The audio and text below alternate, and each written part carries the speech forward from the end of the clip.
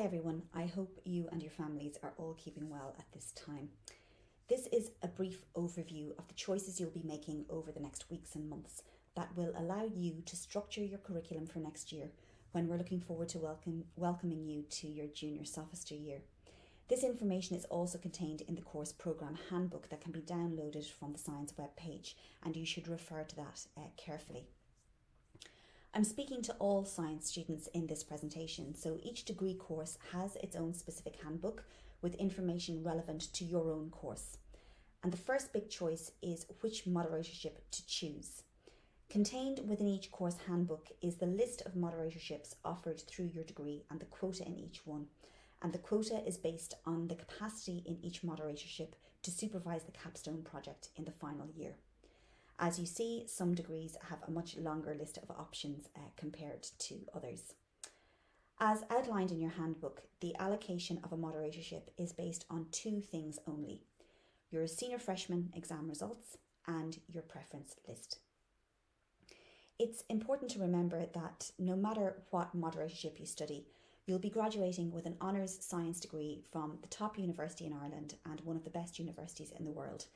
And that in itself gives you excellent opportunities for careers and also for postgraduate study if that's what you want to do. You'll also have been trained with excellent scientific and transferable skills and to develop the 4 Trinity graduate attributes, meaning you'll be lifelong learners and independent thinkers who can communicate effectively and make major contributions to society. So the big question is what to choose and how to rank your order of preference. And that really is a personal choice. All of the moderatorships are equally worthy of your choice. Every school and department has top-ranking professors and excellent teaching and research facilities and staff. And that's one of the reasons why Trinity is the only Irish university that's part of the League of European Research Universities, along with the universities of Oxford and Cambridge, the Karolinska Institute, in total only 23 universities across Europe. So no matter what you choose, you'll be getting an excellent education. You'll be getting lots of information about your moderatorship choices from your course directors.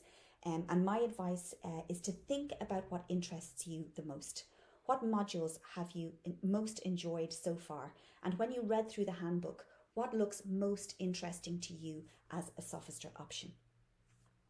Then, apart from the moderatorship, you have a chance to take 1 or 2 Trinity electives, and there are 41 in total to choose from. These are college-wide standalone modules that include languages and cultures, Trinity's major research themes, or big societal challenges. So there's a huge variety of options to choose from, and they really give you the opportunity to step outside of your main course of study and try a completely different topic that is equally academically rigorous. There's an excellent website, and the link is at the top of the screen. And for each elective, there's a short explanatory video and a short outline and information sheet of what's involved in teaching and assessment. No matter what your moderatorship is, you can take pretty much any elective, with a few exceptions, and information about these exceptions is available on the website. An example would be that some TRO 60 students can't take the vaccines elective, TRO 63 students can't take the elective from planets to the cosmos. So a couple of obvious examples like that. But there are very few exclusions, so most students can take pretty much any elective. So when you're thinking about choosing your Trinity elective, it's important to have a look at what's on offer and see what interests you. You need to take at least 1 Trinity elective at a maximum of 2, 1 per semester. You must apply for a Trinity elective, and if you don't do this, one will be allocated to you randomly, and I'll explain in a couple of minutes how you apply through the MyTCD portal. We ask you to fill a rank order of preference because there is a quota in each Trinity elective. But just to give you some information about last year's set of electives, last year 97% of students got their first or second choice elective. So there's a really good chance that you'll get one of your top choices. So you should go to the website, watch the videos, read the information sheets, and also read the frequently asked questions section of the website. It's a really good source of information. It's important that you understand which semester each Trinity elective runs in.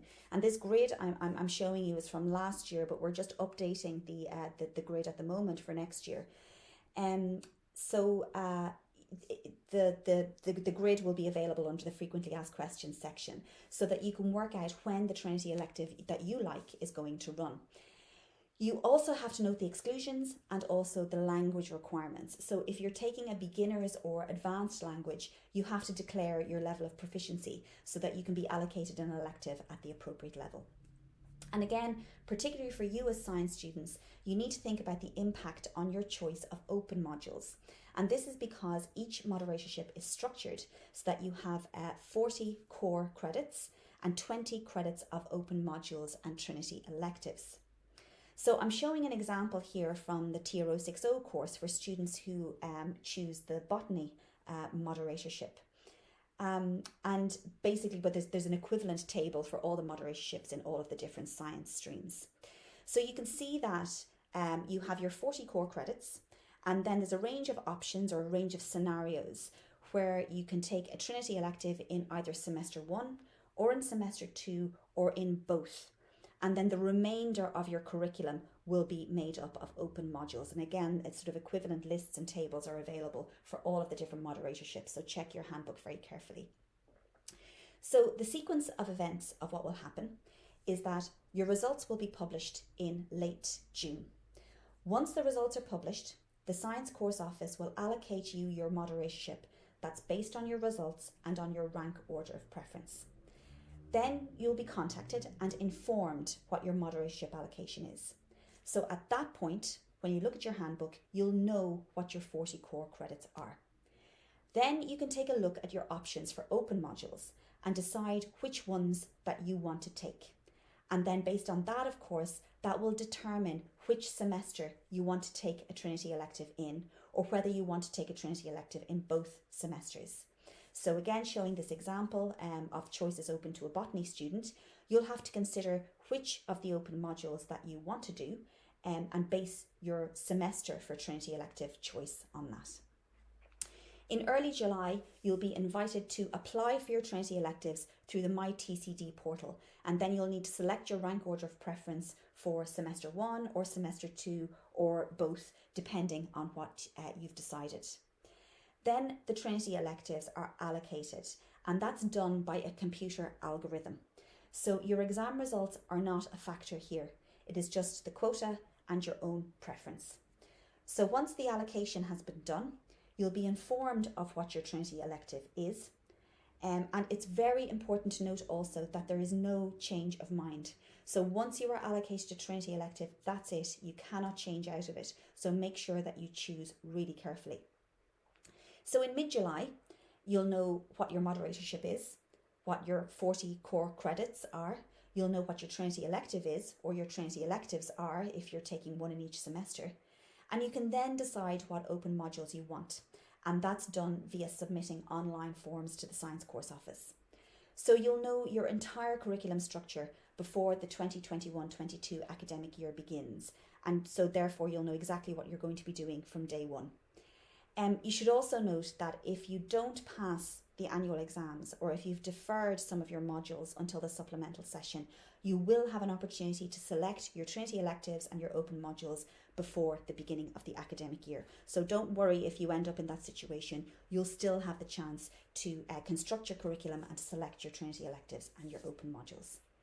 So thank you for your attention. I wish you the very best of luck for your assessments in the coming weeks, and we're really looking forward to welcoming you to your Sophister years.